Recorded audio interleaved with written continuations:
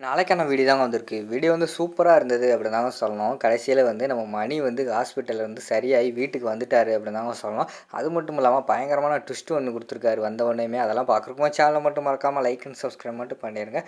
First எடுத்தோனேமே வந்து நம்ம மாயாவும் சீனுவும் பேசிக்கிட்டு இருக்கிற மாரி தான் காட்டிக்கிட்டு இருக்காங்க. அப்போ சீனு வந்து சொல்கிறாங்க, மாயா என்னோட நம்பிக்கையை வந்து நீ உடச்சிட்டல, இந்த வீட்டுக்கு வந்து பழிவாங்க வந்திருக்கேன்னு முன்னாடியே சொல்லியிருந்தேன்னா நான் உன்னை எதுக்கு லவ் பண்ணியிருக்க போகிறேன் அப்படிங்கிற மாதிரி சொல்கிறாங்க. சீனு அதெல்லாம் கிடையாது, உண்மையாகவே வந்து நான் பழி வாங்குறதுக்கெல்லாம் இந்த வீட்டுக்கு வரல அப்படிங்கிற மாதிரி சொல்கிறாங்க. சும்மா பொய் சொல்லாத, பிறகு எதுக்கு வந்து நீ வந்து தனத்தை போய் அந்த கதிர் பயலுக்கு போய் கல்யாணம் பண்ண, என்ன கதிரை வந்து உனக்கு ஒரு 3 மாதமாக தெரியுமா, அதுக்குள்ளே வந்து அவனுக்கு சப்போர்ட் பண்ணி நம்ம தனத்தோட வாழ்க்கையை கெடுத்துட்டியே அப்படிங்கிற மாதிரி சொல்கிறாங்க. இல்லை கதிர், நான் சொல்கிறத கேளு, கதிர் வந்து அப்படிங்கிற மாதிரி சொல்கிறாங்க. என்ன கதிர் வந்து தனத்தை லவ் பண்ணேன்னு சொன்னான், அதனால் வந்து நீ லவ் பண்ணவங்களுக்கே நான் வந்து சேர்த்து வச்சுட்டேன் அப்படின்னு சொல்லிக்கிட்டு இருக்கியா அப்படிங்கிற மாதிரி சொல்கிறாங்க. அது இல்லை அப்படிங்கிற மாதிரி சொல்ல வராங்க. இங்கே பாரு, அதாவது நம்ம தனம் இருக்கால, தனம் மட்டும் நான் கதிரை லவ் பண்ணுறேன்னு சொல்லியிருந்தாலும் உன் கூட சேர்ந்து நானும் நின்று இந்த கல்யாணத்தை சேர்த்து நடத்தி வச்சுருப்பேன். ஆனால் நீ வந்து தனக்கு யாரை லவ் பண்ணா, கார்த்திக் சாரை போய் லவ் பண்ணியிருக்கா. அவரை லவ் பண்ணவனுக்கு பிடிச்சிக்கிட்டு இவனை போய் கல்யாணம் பண்ணி வச்சிருக்கியே, நீ எல்லாம் என்ன பொண்ணு அப்படிங்கிற மாதிரி சொல்லிகிட்டு இருக்காங்க. இங்கே பாரு, நான் சொல்கிறத கேளு அப்படிங்கிற மாதிரி வந்து மாயா சொல்கிறாங்க. நீ சொல்கிறதெல்லாம் கேட்க முடியாது, உனக்காக மாமா எவ்வளோ பண்ணார் இந்த வீட்டில். மாமா வந்து அத்தைக்கு அப்புறம் உன்னையே தான் பார்த்துக்கிட்டு இருந்தார். அவ்வளோ வந்து உனக்காக எல்லாம் பார்த்து பார்த்து பண்ணியிருக்காரு. இந்த வீட்டில் வந்து லவ் மேரேஜ் வந்து கிடையாது அப்படின்னு ஒரு ரூல்ஸே இருந்துச்சு. ஆனால் அந்த ரூல்ஸை வந்து உனக்காக மாமா உடச்சி உனக்காக வந்து கல்யாணமெல்லாம் பண்ணி வச்சுருக்காரு. அவரை கூட நீ வந்து மதிக்கலை. அவரை ஏன் விடு, என்னையவே நீ மதிக்கலைல.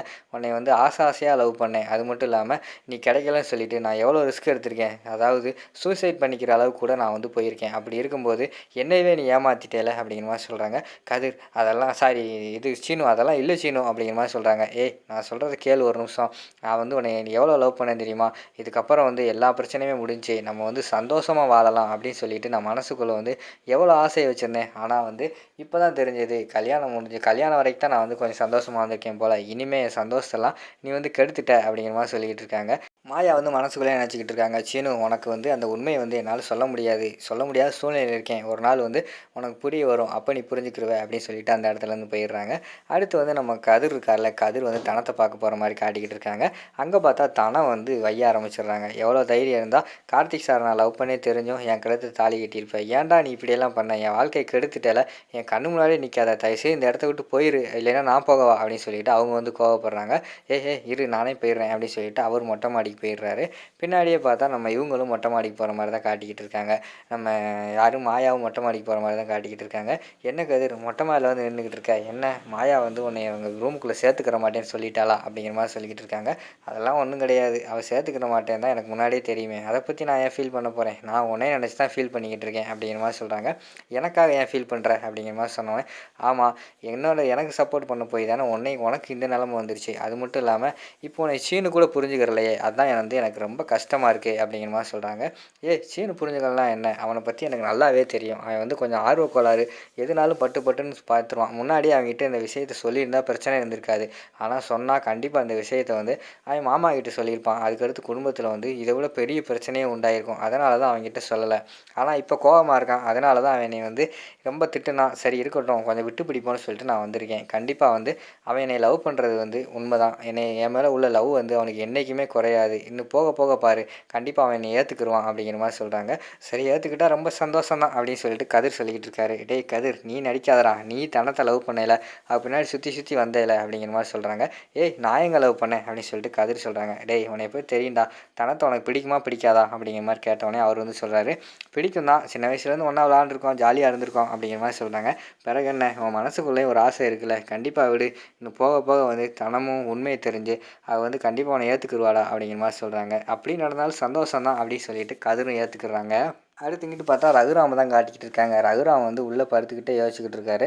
அதாவது அவர் தலை மூழ்கினது, எனக்கு வந்து ஜானகி வந்து இனிமேல் வந்து மனைவியே கிடையாது. இது வரைக்கும் நான் எடுத்த முடிவில் எல்லாமே வந்து ஜானகி வந்து கூட இருந்திருக்கா, இனிமேல் அவள் என் கூட கிடையாது அப்படிங்கிற மாதிரி சொன்னார்ல. எல்லாத்தையுமே வந்து அவங்க வந்து நினச்சி பார்த்துக்கிட்டு இருக்கிற மாதிரி தான் காட்டிக்கிட்டு இருக்காங்க. நினச்சி பார்த்துக்கிட்டே இருக்கிற நேரத்தில் உள்ளே வந்து ஜானகி வந்து என்ட்ரி ஆகுறாங்க.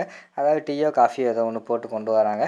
கொண்டு வந்து அவனுக்குள்ளே வச்ச உடனே இவருக்கு பயங்கரமான கோவம் வந்தது ரகுராமுக்கு. டக்குன்னு பாய் தலைவாணி எல்லாத்தையுமே எடுத்துகிட்டு வெளியில் போக பார்க்காரு. ஏங்க எதுக்குங்க என் மேலே கோவப்பட்டுட்டு நீங்கள் வெளியே போய் படுக்க போகிறீங்க? உங்களுக்கு நீங்கள் வெளியில் போனால் என்ன நினைப்பாங்க? நானே வெளியில் போகிறேன், நீங்கள் இந்த ரூம்லையே இருங்க அப்படின்னு சொல்லிட்டு அந்த பாய் தலைவாணியை எடுத்துகிட்டு ஜானகி வந்து வீட்டை விட்டு வெளியில் போய் ஒரு ஹால் மாதிரி எல்லாம் உட்காந்து பேசுவாங்கள்ல, அந்த இடத்துல போய் படுக்க போகிறாங்க. அதை பார்த்துட்டு மாயா வந்து வராங்க. ஐயோ பெரியம்மா, என்ன பெரியம்மா உங்களுக்கா இந்த நிலமை அப்படிங்கிற மாதிரி சொல்லிக்கிட்டு இருக்காங்க. ஏன் என்னாச்சு அப்படிங்கிற மாதிரி சொன்னோன்னே, வெளியில் வந்து படுத்திருக்கீங்களே அப்படிங்கிற மாதிரி கேட்காங்க. இங்கே பாரு, நான் வாழ்ந்து முடித்தவ, எனக்கு தெரியும் அவரை பற்றி. அவர் கோபம் கொஞ்சம் கொஞ்சமாக குறையும், அது குறையலைனாலும் எப்படி குறைக்கணும் அப்படின்னு சொல்லிட்டு எனக்கு நல்லா தெரியும். சரியா? நீ அதை பற்றியெல்லாம் ஒன்றும் ஃபீல் பண்ணாத. ஆனால் நீ வந்து சீனு கூட இனிமேல் தான் சேர்ந்து வாழ போகிற. இன்னும் வாழ்க்கையில் ஒரு அடி கூட நீ எடுத்து வைக்கல, அதுக்குள்ளே வந்து இப்படி ஆயிடுச்சு. நீங்கள் இங்கே பாரு, என்னோடய பொண்ணுக்காக உன்னோட வாழ்க்கையை கெடுத்துட்டேன்னு எனக்கு தான் ரொம்ப கவலையாக இருக்குது அப்படின்னு சொல்லிட்டு ஜானகி சொல்கிறாங்க. ஐயோ பெரியம்மா, அப்படியெல்லாம் கிடையாது. என்னதான் இருந்தாலும் தானே வந்து என்னோடய தங்கச்சி தானே, என் தங்கச்சிக்காக இது கூட நான் பண்ண மாட்டேனா? சீக்கிரமாக வந்து சீனு என்னை புரிஞ்சுக்கிடுவான், நானும் அவங்ககிட்ட பேசுகிறேன் அப்படின்னு சொல்லிட்டு அந்த இடத்துல இருந்து நம்ம மாயா வந்து போகிற மாதிரி தான் காட்டிக்கிட்டு இருக்காங்க. அதுக்கப்புறம் ரகுராம் வந்து சீனுக்கிட்ட கேட்காங்க. சீனு அப்பாவுக்கு எப்படி இருக்குது அப்படிங்கிற மாதிரி கேட்டவொடனே, ஒன்றும் பிரச்சனை இல்லை மாமா, நாளைக்கு வந்து டிஸ்சார்ஜ் பண்ண சொல்லியிருக்காங்க அப்படிங்கிற மாதிரி சொல்கிறாங்க. சரி நானும் நாளைக்கு வரேன் அப்படிங்கிற மாதிரி வந்து ரகுராம் சொல்கிறாரு. இல்லை மாமா, இல்லை மாமா வேண்டாம், நாங்களே வந்து போய் பார்த்துக்குறோம் அப்படிங்கிற மாதிரி வந்து அவங்க சொல்கிற மாதிரி தான் காட்டிக்கிட்டு இருக்காங்க. சரி பார்த்து பத்திரமா கூட்டுவாங்க அப்படின்னு சொல்லிட்டு ரகுராம் சொல்கிறாங்க. மறுநாள் காலையில் வந்து விடிஞ்சிருது. விடிஞ்ச உடனேயுமே வந்து டீ கொண்டு வாங்க அப்படிங்கிற மாதிரி சொல்லிவிட்டு அவன் பத்மா கிட்டே வந்து ரகுராம் கேட்காரு. ஆனால் டீ அதுக்கு முன்னாடியே வந்து இவங்க போட்டு வச்சுருக்காங்க ஜானகி, அதை கொண்டு வந்து கொடுக்காங்க. ஏ பத்மா, நான் உங்ககிட்ட தானே டீ கேட்டேன், கொண்டு வர முடியுமா முடியாதா அப்படிங்கிற மாதிரி கேட்டவனே, ஆனால் இந்த கொண்டு வரனே அப்படின்னு சொல்லிட்டு விறுவிறுன்னு வந்து அவங்க டீ போட போகிறாங்க. கையில் இருக்கிற டீயை வச்சுக்கிட்டு அங்கிட்டு ஜானகி வந்து ஓரமாக யாரோ மாதிரி நின்றுட்டு இருக்கிற மாதிரி காட்டுறாங்க. அங்கிட்டு வந்து மாயா வந்து வராங்க. அதை பார்த்தவொடனே பாட்டி வந்து கோவப்பட்டுறாங்க. ஏய் நீ எதுக்கு ஆளுகளுக்கு முன்னாடி அங்கிட்டு இங்கிட்டு அலைஞ்சிக்கிட்டு இருக்க, ஒரு ஓரமாக இருக்க முடியாதா? ஏற்கனவே வந்து ஒன்றால் தான் அந்த குடும்பமே வந்து சீரழிஞ்சு போய் இப்படி சின்ன பின்னமாகி கிடக்கு. நீ அப்படி இருக்கும்போது நீ பாட்டில் எல்லா முன்னாடி அலைஞ்சிக்கிட்டு இருக்கியே அப்படிங்கிற மாதிரி சொல்கிறாங்க. உடனே பத்மா வந்து சொல்கிறாங்க, இதை வந்து நீங்கள் இந்த வீட்டுக்குள்ளே விடுறதுக்கு முன்னாடி யோசிச்சிருக்கணும், அதை விட்டுவிட்டு தேவையில்லாமல் இப்போ ஃபீல் பண்ணி என்ன ஆக போகுது அப்படிங்கிற மாதிரி சொல்லிவிட்டு அவங்க சொல்லிக்கிட்டு இருக்கிற மாதிரி தான் காட்டிக்கிட்டு இருக்காங்க. அப்போது வந்து சீனு வந்து வராங்க. சீனு வந்தவொடனே அப்பாவை கூப்பிட போலையா அப்படிங்கிற மாதிரி வந்து ரகுராம் கேட்காங்க. இந்த கிளம்பிட்டேன், இந்த தான் போகிறேன் அப்படிங்கிற மாதிரி சொல்லிக்கிட்டு இருக்காங்க. உடனே சிவராமை கூப்பிட்டு, சிவராம் நீயும் கூட போயிட்டு வந்துரு அப்படிங்கிற மாதிரி சொன்னோன்னே சரிண்ணே அப்படின்னு சொல்லிட்டு அவங்க ஒரு பக்கம் கிளம்பி போகிற மாதிரி தான் காட்டிக்கிட்டு இருக்காங்க. அடுத்து பாட்டி வந்து சொல்கிறாங்க, இங்கே பாரு, மணி வந்து வந்துக்கிட்டு இருக்கான், அவனுக்கு முன்னாடி நீங்கள் 2 பேருமே அலையக்கூடாது அப்படின்னு சொல்லிட்டு கதிரையும் மாயாவும் சொல்கிறாங்க. டேய் உனக்கு கேட்டுச்சாடா, உன்னால் தாண்டா அவன் வந்து கத்தி குத்து வாங்கிட்டு ஆஸ்பத்திரியில் வந்து இங்கே வந்துக்கிட்டு இருக்கான், அவன் முன்னாடியெல்லாம் வரக்கூடாது சரியா, நீங்கள் கிளம்புங்க அப்படின்னு சொன்னோடனே அவங்க 2 பேரும் ஒவ்வொரு திசையில் போயிடறாங்க. அடுத்து வந்து கார் வந்து ஹாரன் சவுண்டு கேட்குது. இந்த மணி வந்துட்டார் அப்படின்னு சொல்லிட்டு எல்லாருமே வெளியில் வராங்க.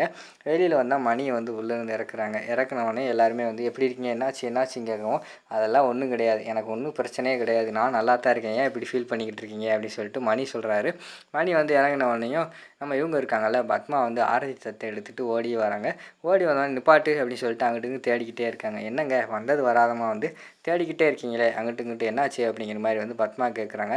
என் மருமகளைங்க, என் மருமகளை வந்து ஆரத்தி எடுக்க சொல்லு, அப்போ தான் நான் வீட்டுக்குள்ளே வருவேன் அப்படின்னு சொல்லிட்டு மணி வந்து சொல்கிறாரு. அதை கேட்டவொடனே எல்லாத்துக்குமே ஷாக் ஆயிடுது. அதோடு பார்த்துக்கிட்டிங்கன்னா இந்த எபிசோட வந்து முடிச்சிடுறாங்க.